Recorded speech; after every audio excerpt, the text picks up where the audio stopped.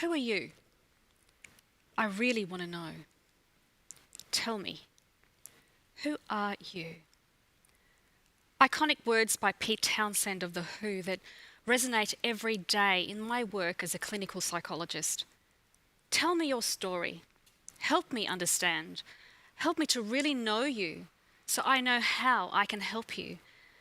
And so begins the outpouring of innermost thoughts, desires, emotions, anguish and hurt. It's easy to take all those and wrap it up neatly in a diagnosis or two, a psychiatric label that defines. But I want to know more of you, not just how you are within your skin, who you are to others, and how do you sit in your relationships in all the different contexts of life. In addressing the topic, rethinking workplace relations, I want to challenge us to rethink not just how we can work alongside each other better, but how we can think better about those we work alongside for emotionally safe and healthy work environments. So who do we say we are? Ubuntu is a Xhosa Zulu term meaning common humanity, or literally a person is a person through other people, a person in community. Systems theory helps us make sense of our relationships with others. From inside out, we are embedded in a ripple wave of systems flowing out from us and then flowing in towards us. Our intimate relationship, our home environment, our family system, our workplace, our sporting group or our church community, our political influences, societal impacts, our cultural flavour, and our beliefs. These systems inform who we are. They may either liberate us or restrict us. As we start to unpack how we sit in life, we can see that we are not just individuals with an internal system of mind, body, soul, spirit, but that we are influenced and shaped inextricably by others. Everything I do has an effect on you and your well-being, and everything you do has an effect on me. We are all different, but we all have a story, and our stories are entwined. So who are you? What is your story? Are you paralyzed with anxiety or battling depression and sinking fast? Are you struggling through another pregnancy loss or loss of a pregnancy dream? Are you addicted to online gaming, to porn? Do you go home to a newborn baby at the end of your long day? Do you care for your father with dementia? Are you living with cancer? Are you pining for someone dear to you? Do you question if God even exists? We talk a lot about work-life balance, but let's be considered about what's being weighed up and what's sitting heavy on our scales. What of our life are we carrying into work? And what from our workplace do we take home with us? As we think about workplace relations, it's important to consider each other not just as a job description in a professional attire, but as a person who may be sitting uncomfortably or even painfully in life, and in life at work. We have different pressure points pushing on us at different breaking points. Some of us have greater resilience and thrive on pressure, while others are more fragile, with cracks starting to show. When it's all too much and we lose our capacity to withstand the pressures of work, we crash and burn. And quite often, our work relationships get toasted in the mix. Since the World Health Organization formally diagnosed burnout in 2019 as a syndrome resulting from chronic workplace stress that has not been successfully managed, burnout has been given a lot of oxygen. Burnout is contextualized in the system of the workplace, and it is conceptualized as a work-related problem, not just as a personal problem, nor as an individual worker problem. you know you're in burnout mode when you're sitting in the middle of three things: exhaustion, cynicism, and reduced efficiency or performance. I like to call it the three Ps: pooped, peeved, and plummeting. This year, Harvard Business Review has been spruiking about this phenomenon, tapping into the leading research on the topic. Other than an unsustainable workload among the several causes of burnout, a significant predeterminant is a lack of supportive community. Indeed, this perception by workers resonates quite strongly in people I see through the workers' compensation process for work-induced psychological stress injuries. It's quite common to hear ruminations of, I've been off work for 4 weeks now, and no one's gotten in touch with me. Nobody's talked to me about what happened to me. They don't understand what I'm going through. I feel so invisible at work. I've been so loyal to this company for years, but now I realise it's just a one-way street. It seems that perceived lack of awareness in others, or little endeavour by others to understand a struggling worker's plight, may actually be serving to heighten their distress. I want to challenge our thinking as workers and as managers to consider a relational approach in our endeavour to work better and to stay robust in our workplace as we work alongside each other. A Mile in My Shoes is a series of temporary art installations around the world, created by the Empathy Museum, based in London. Visitors are invited to select a pair of shoes from the museum's collection, and while walking, they listen to a story about the shoe owner's life through headphones. The shoes in the museum belong to everyday people, palliative care nurses, drug addicts, people with physical challenges, people of different ethnic backgrounds and faith. And its aim is to help people approach global issues such as prejudice, conflict, inequality, through empathy to change their relationships. But empathy is a construct used in therapy, you may think. What place does it have in business? You know the saying at work when we have to make hard people decisions like laying people off with job redundancies? It's just business. Well, according to Helen Rees, a leading proponent of empathy from Harvard Medical School, expressing empathy in the workplace, it increases job satisfaction, it reduces burnout, it's highly correlated with positive staff relations, and she reiterates, it's perhaps the most critical skill in a crisis. Imagine if your next team building day at work involved swapping each other's shoes, shoes for the day. Bring your own socks, of course. Wouldn't that be enlightening? Swapping roles for the day may just bring about a newfound appreciation of each other. Television audiences, they just thrive on this, with shows like Undercover Boss, Boss for a Day, eliciting in bosses and workers alike the three hallmarks of empathy: acknowledgement, understanding, and responding.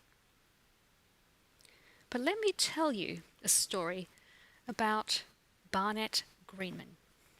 Barney, as he was affectionately called.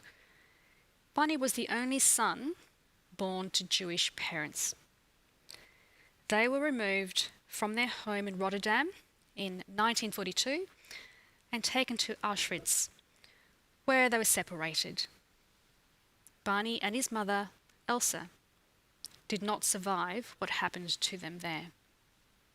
Barney was 2. Barney's father, Leon Greenman, he survived, and he devoted the rest of his life to campaigning against intolerance and injustice. Aspects of his young family's life are documented and displayed at the Jewish Museum in London. These shoes are Barney's shoes.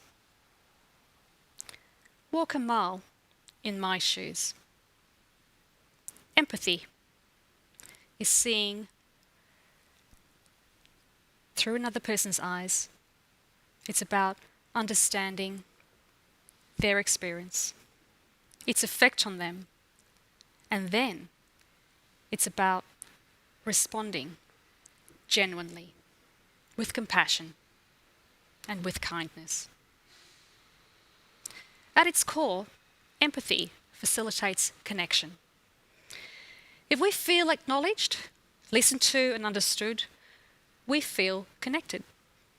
Connection makes for meaningful relationships in our marriage, in our family, on the sports field, in our church, and in our workplace.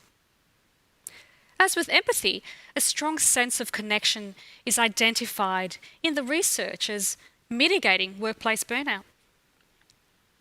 But connection is not an individual pursuit. One Lego block needs another Lego block to connect. Connection is relational, and it ties us to other people. It breeds a sense of belonging, being in the context of others, being part of a community. Here in Australia, loneliness is an epidemic that for many has been exacerbated by the COVID-19 pandemic. It is no wonder that social prescribing has become a buzz strategy in medical and psychological practices, acknowledging social connection as beneficial for emotional and physical health. Even in the animal world, we see primates engaging the practice of allo-grooming, where gorillas gather in groups to preen each other. And their primary purpose is not personal hygiene, but to form and strengthen social bonds between each other. Now, I'm not suggesting you go and purchase deodorant body spray for your team member with whom you share a tiny office that has no ventilation in order to get along and work well together. You could do. But fostering a healthy sense of community in the workplace is also not just about high ratios of indoor plants to staff or free lunchtime massages and work-funded gym memberships or cash incentives. These are great things and are to be encouraged, but I want to challenge our thinking and our practices in making a gear shift from focusing solely on self-care, that's I care for me, towards a focus on other care, I care for you, to collective care. We care for each other. Leadership is critical in forging a collective identity of we, in scaffolding and shaping a community of care. Stephen Riker, a social psychologist and leading thinker on group processes and social identity, suggests that collective care in the context of shared experiences breeds collective resilience in the face of difficult situations. This is evident when we reflect on significant disasters in modern history. Footage from the attack on the World Trade Center on September 11 shows people carrying and helping each other down stairwells, sheltering, ushering each other into nearby shops. People were sacrificing their own lives for complete strangers. There are more stories even pouring out from the COVID-19 pandemic of mutual aid groups having developed, 4,000 in the UK, and community action networks formed all around the world. Not to mention our own Australian experiences of communal support through bushfires and floods. So, what does this all mean for your workplace? Well, I want to tell you a story of empathy in action, of connection and of collective care. This is my story. It's a marathon story. A half marathon, to be precise. So let me take you to the 2014 Gold Coast Marathon in Queensland. 12 or so runners from our run club in Perth made the plane trip interstate for the event. Jackie, my running buddy, was a much stronger runner than I was. There's no comparison. She'd just run a full marathon 3 weeks earlier. Our plan was that she would be my pacer. Carry my water, my sports gels, my tech, all strapped to her waist belt. And so the day arrived. It was still dark when the starter gun fired. We were so full of excitement. There was so much expectation. It was hard to start slow with all the fanfare, the exhilaration, the crowds clapping and cheering along the flat and fast course of these swanky high-rise hotels, just dotted along with the glorious beaches on one strip, hotels on the other. I was in paradise on earth. It felt great. Jackie alongside me. We reached the 5K mark, my fastest ever. 10K mark, another personal best. We were on track. But by the 15K mark, the adrenaline started to wear off. Jackie, checking her timer, knew I was flagging. She amped up the focus on other stuff. Look at the beach, Jill. Isn't it amazing? Woohoo! At the 18K mark, I hit a wall. I lost form. My core started to give and I started to slump. Everything inside me was yelling, "Stop! I can't do this anymore. It's too much. I can't do this." I was pooped and I was so peeved. Jackie sensed I was slipping away. "Keep going, Jill. Come on. Come on, you can do it." "You go on without me, Jackie. I can't keep up. Just go on." Jackie sped up and she ran off ahead of me. And then she positioned herself right in front of me and slowed herself down to my pace. "Run in my steps, Jill. Be my shadow. Just put your feet in my steps. We can do this." In that moment, in all my distress, my pain, I had hope. I felt so connected. Connected by an imaginary tow line as Jackie led me through. And so we continued for 3 more kilometres. Jackie leading me all the way into the finishing chute. She positioned herself again alongside me. The crowds thickened on either side. They must have heard my body just groaning in agony. But you know, they always say the hardest part of any endeavour is the bit just before the end. Oh yes. 30 metres before the finish line, I crashed and I burned. I plummeted, literally. The sweet relief of the ground beneath my weary body. I was done. And then I felt my body rising up like a phoenix out of the ashes. The rest was just a blur, other than my finishing photo reflecting 2 wings on either side of me. Jackie on one side and a complete stranger on the other, holding me. They picked me up when I fell. They carried me and they ran with me across the finish line, straight into the arms of 2 paramedics waiting in eager anticipation. Who's your Jackie in your workplace? Who's running a marathon in your shoes? Who helps you stay focused? Who comes alongside you, dropping to your pace? Who leads you not too far ahead? Who sustains you with the right fuel? Who directs you to beneficial resources, rallies other supports and works together for your good? Who picks you up, carries you, lifts your spirit and cheers you on to get the job done? And who are you Jackie to? Whose shoes are you walking a mile in? As you step into your workspace tomorrow, consider it a working collective, not just working alongside each other, but walking alongside each other, where successes are celebrated together, where individuals' problems are supported and worked through collaboratively, where acknowledgement, understanding, and support are offered. In the mix of deadlines and meetings and KPIs and outcomes, let's bring people back into the workplace. We all have a life story. We all cope in different ways. We all have different needs. I encourage you to look at your colleagues through a different lens.